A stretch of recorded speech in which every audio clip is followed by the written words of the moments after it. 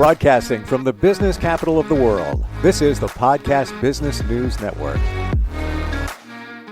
And welcome back, everyone. Going to talk about something today that isn't really talked about, and that's better supporting those who have gone through cancer treatment and even specifically cancer surgery, post-cancer surgery. Acupuncture can alleviate pain and discomfort. That's what I'm learning from her. She's the expert. She's our professional of the year. Practicing out of New York City, Dr. Kelly is back with us. How are you today? I'm doing good, Steve. How are you doing? Fantastic. And I appreciate you bringing this to our attention. And this, all the time I say it, never realized that acupuncture can help with so many different things, this being one of them. When somebody has surgery for cancer, a lot of times there's discomfort, maybe some pain, maybe some numbness. Tell us more about acupuncture and how it can support that. Yes. So recently I got a new patient. She did breast cancer surgery, but after that, so she said half of her head, face, and one part of her arm, all the way to the pinky, has the numbness. And she did ask her doctor. Her doctor kind of like, it's not a major side effect. So, and they don't really have a lot of method to treat that. So she came to me. I treated her with acupuncture. She said got a lot better almost right after. I know a lot of people who get breast cancer or prostate cancer or other cancer treatment. But after that, usually they do have kind of like, they call it a chemo brain. It's kind of brain, have the brain fog or even lost memory, lost some consciousness, or even part of the memory lapse. Like they just cannot remember. And numbness is very common also because when they do surgery, somehow I think the nerve maybe got damaged. So a lot of people have neuropathy. And it's kind of like a common, especially fatigue, like insomnia. People couldn't even use the bathroom. But from my experience, doesn't matter breast cancer or prostate cancer or lung cancer, acupuncture is pretty helpful. So I want to share with people. So if they suffering from it, they can come in for acupuncture. You don't have to come to me. You can find a doctor, closer to you. Get some acupuncture can really help you, make you feel better. And there's so much going on there. Certainly, and I'm not the expert, far from it, but in the woman that you mentioned, she had breast cancer surgery and had numbness. I have to imagine that that's probably due to nerves being cut and changed, and sometimes takes time for them to regenerate.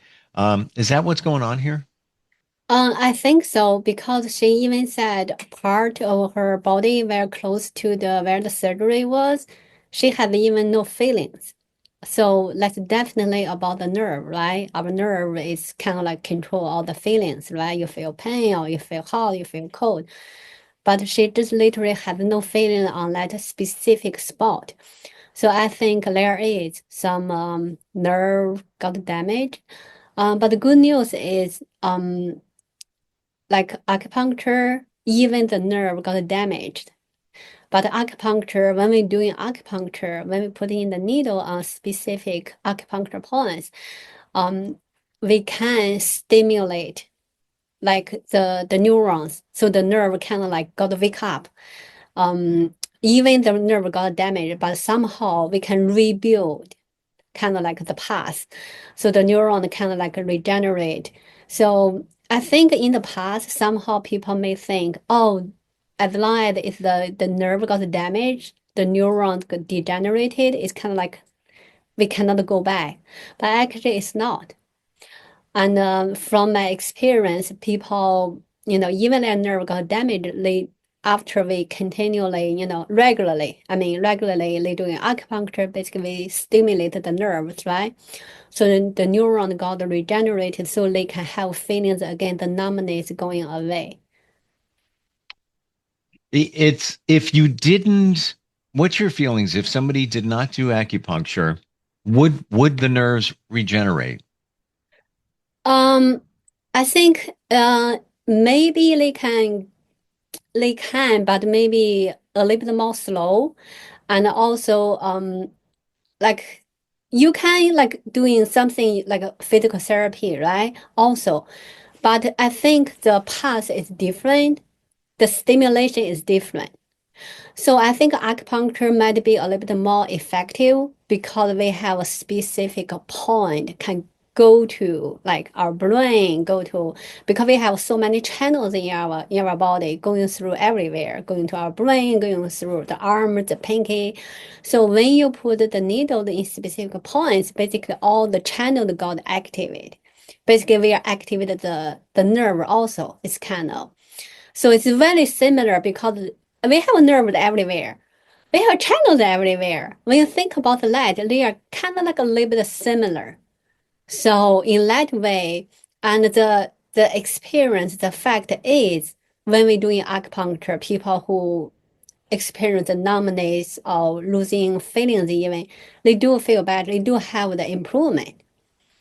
So that's just a fact. And another interesting thing is I just watched a lecture the other day. A medical doctor actually, I think somehow she got stroke or whatever. She kind of like half of her body went to the vegetative state. She cannot speak. She cannot even read.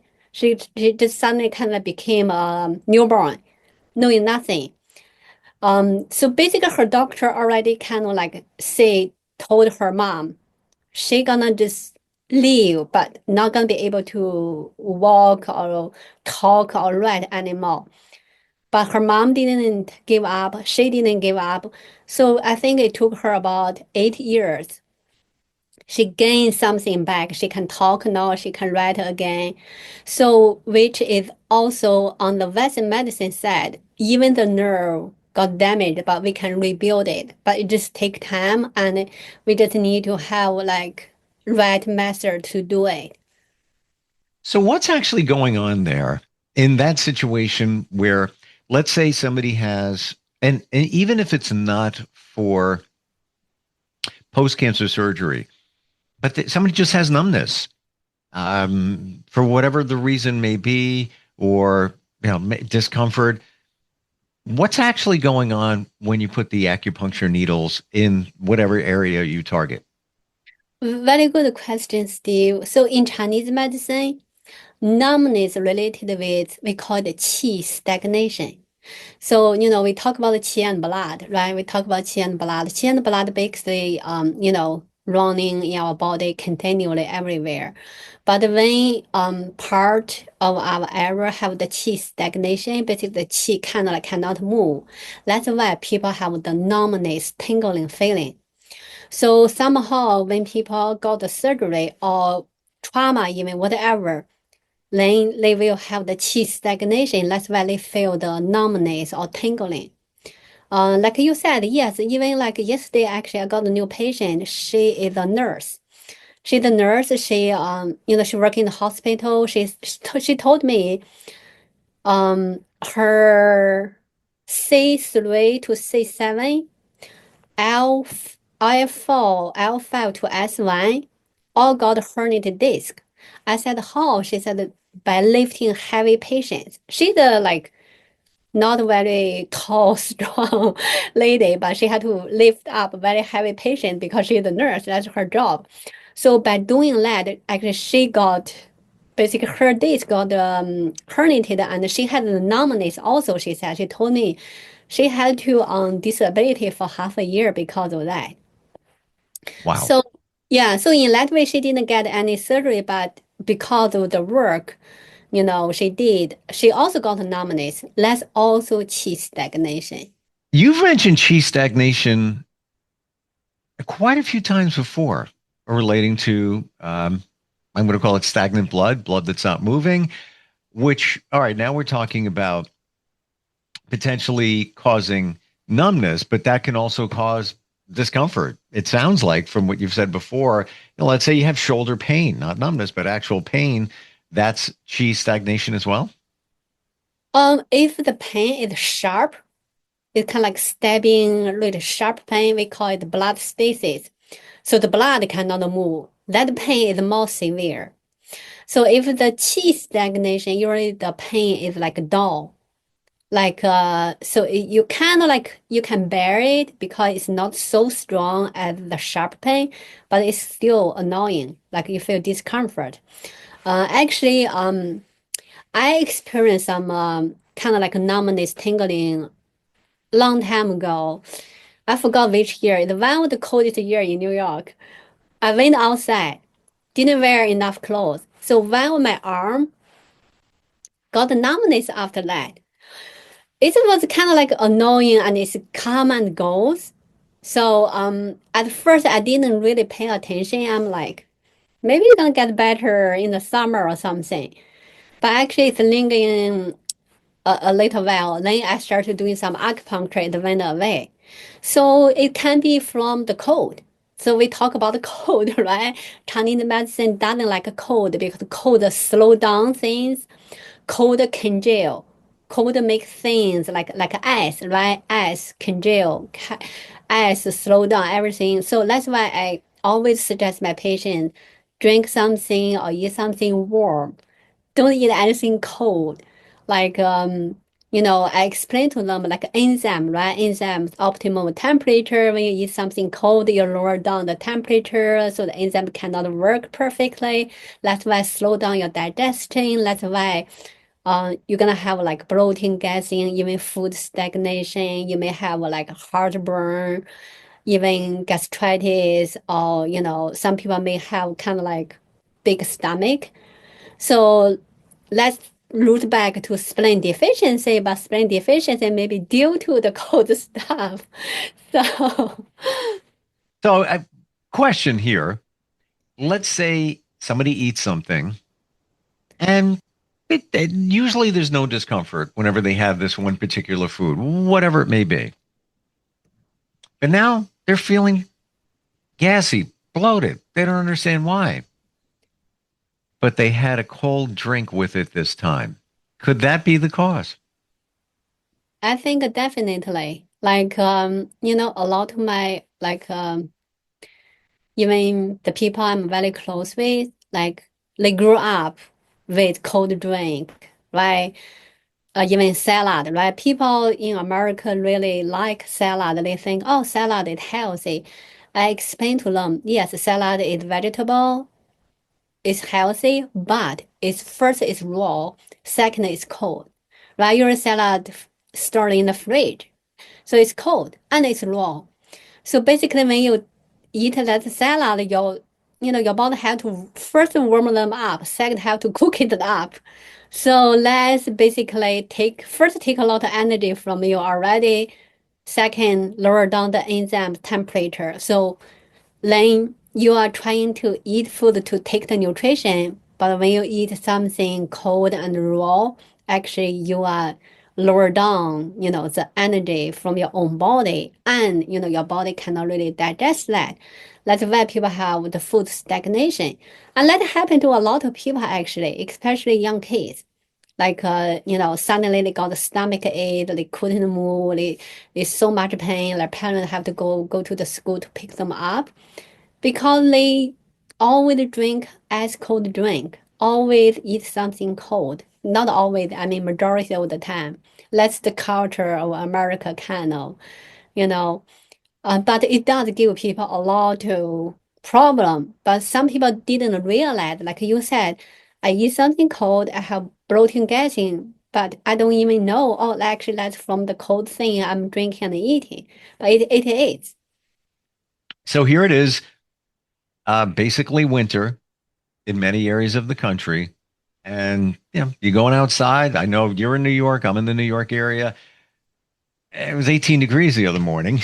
It's cold.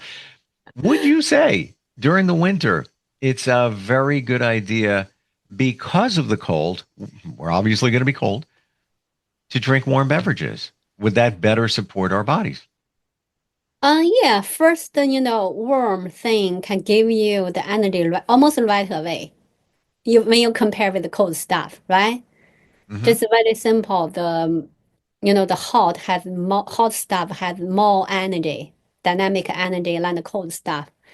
We learn it from high school or college or whatever, right? So that's the first thing. Two, just make your body so much easier to transform into the qi and blood our body can use almost right away compared with the cold stuff. It takes much longer. Would you say with that salad that you mentioned, since it's cold, to add something that has heat, like let's say maybe some peppers or something to balance the cold from the lettuce, the salad? Let's can neutralize a little bit about the nature because, like you said, pepper usually the nature is hot, Right. right? But the temperature wise is still cold, right? Like when you think about that, salad, still cold. Even the nature of the pepper is hot. And actually, on the other side, I don't really recommend people eat a lot of spicy food because spicy food can give you a lot of heat.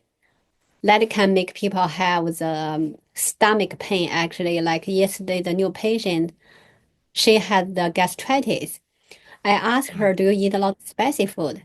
She said, "Pretty much." So I said, maybe you should, try to slow down about spicy food because, you already have inflammation in the stomach. Spicy food just make it worse. But a lot of people, they just don't really link these two things together. They're like, oh, I got used to eat spicy food. I got used to drink yogurt. I got used to eat salad. But the food has a different nature we have to be aware of. And, about the temperature, about the enzyme, so we have to really be careful about what we are putting in our body. It's almost counterintuitive because I make salad, yeah, because I think it's healthy. You're getting some fiber from the lettuce, add a protein in there, add some other vegetables. Actually, I had one yesterday. I made it and I put in peppers. And they weren't like hot peppers. They were more on the sweet side. But to your point, they came out of the refrigerator. So, and I let the salad sit for a while. I'm fine with that. A few hours not going to do anything. So it gets a little closer to room temperature, but it's still not warm. Um, Is it possible to balance things out by putting things in something that's cold so you come up with a balance? Um, it can balance a little bit, but not like 100% Okay. because temperature wise, unless you put something hot, temperature wise hot. So you can like heat up the cold salad. But how about the raw? How can you cannot really use very hot stuff just suddenly cook the salad unless it's hot pot. Right. Hot pot, basically you cook the salad right away.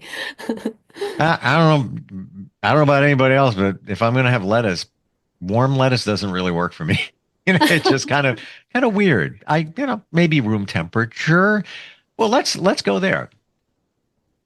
Is it okay?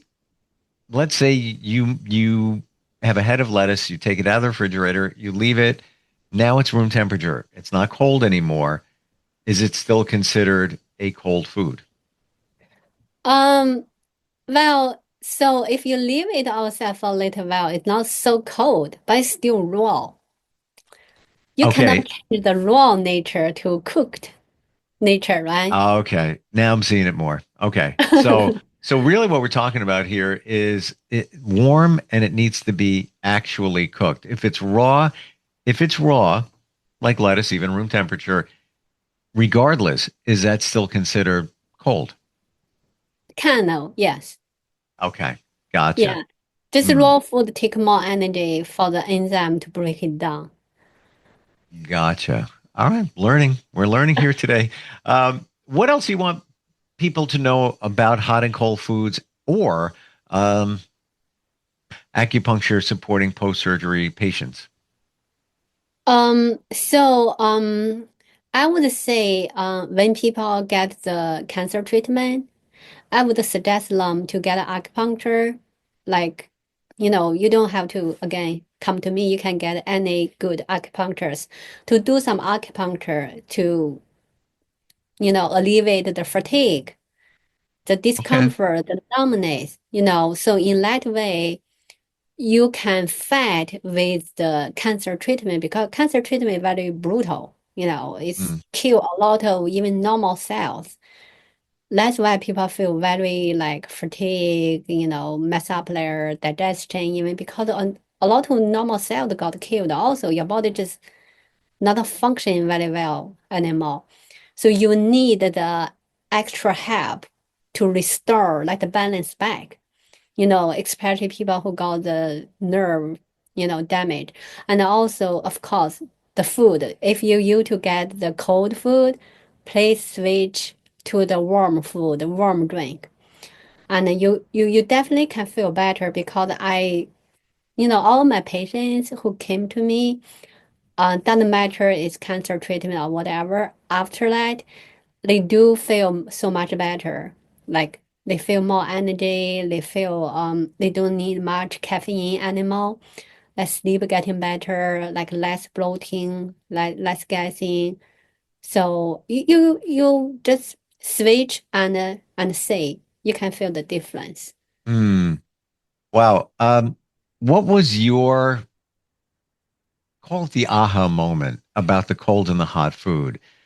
Do you recall, experiencing something and realizing, oh, okay, because that's cold. No wonder that my body is reacting that way, or maybe I have um, stagnation, inflammation, whatever it may be. Do you remember? Oh yeah, a lot of times. Like I remember one year we went to Six Flags. So we took some watermelon with us. Of course, it was in the kind of like with ice something. It's very cold. I was standing there eating the watermelon, cold watermelon. Right away, my stomach feels so much pain. Oh my God, it's so painful. And the good Uh, thing is, afterward, we went to a restaurant. We ordered something hot, like hot noodle soup, something. After that, I feel so much better. The pain went away. So the cold does give you pain almost right away. I mean, to some people. Some people, they may be a little bit stronger. They don't feel it right away.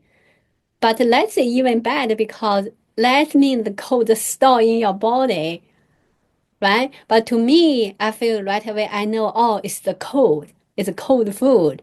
I can mm, get help right away to neutralize that cold. But to some people, they don't even feel it, so that even take longer, the cold store in the body. interesting. And I want to point out here, it was watermelon. What it's the simplest thing you could eat. It's basically water and a little bit of fiber. It's not like you had something that could upset your stomach.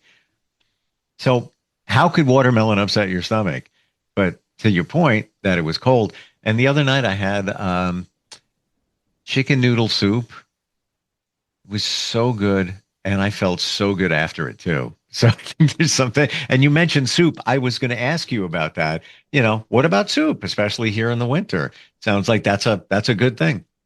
Yeah, soup is good because, it's warm and also about soup, it's cooked a little bit longer time, very easy to digest. That's why, Yeah. if you like really hungry or feel stomach pain, eat some soup. That can really help. I love soup. My biggest challenge is I'm not a fan of things that are very salty. So I, Oh, I, I don't put salt. I haven't touched a salt shaker in probably, I'm not exaggerating here, um, three-quarters of my life, if not more. I just, I don't need it. There's salt in everything. But many soups are prepared that way. And I found one in a market where they made it. And I was like so refreshed that, oh, it's not that salty. This is great. Um, Learning so much. Kelly 121 acupuncture.com is your website. Of course, that's for acupuncture if you're in the New York City area. But certainly everything else, the herbals that we're talking about, consultation and more can be found there. and somebody can reach out to you as well.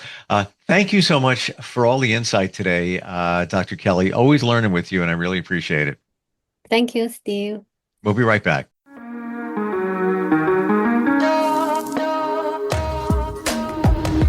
Broadcasting from the business capital of the world, this is the Podcast Business News Network. Let's go inside the mind of a 10-year-old. I should have worn those earrings today. I like those earrings. Gabby has those awesome earrings. I need to ask her where she got those, but that's just what she would want me to do. I'll have Michaela ask her for me. Buckle up, Sarah. Yeah, but then Michaela will be like, why don't you just ask her yourself? That's just like Michaela. Sarah, buckle up. Michaela's such a great name. I wish I was called Michaela. There's like a dozen Sarahs in my class. Hey, we're not hitting the road until you buckle up, honey. Oh yeah, seatbelt. I forget sometimes because my brain is like busy, you know? I wonder if there's pizza at school today. Sometimes it can be tough to get through to your kids, but it's not impossible. Always make sure they're wearing their seatbelts, even on short drives. Remember, you have the keys, you have the power. Never give up until they buckle up. A message from the National Highway Traffic Safety Administration and the Ad Council. Visit safercar.gov/kidsbuckleup for more information.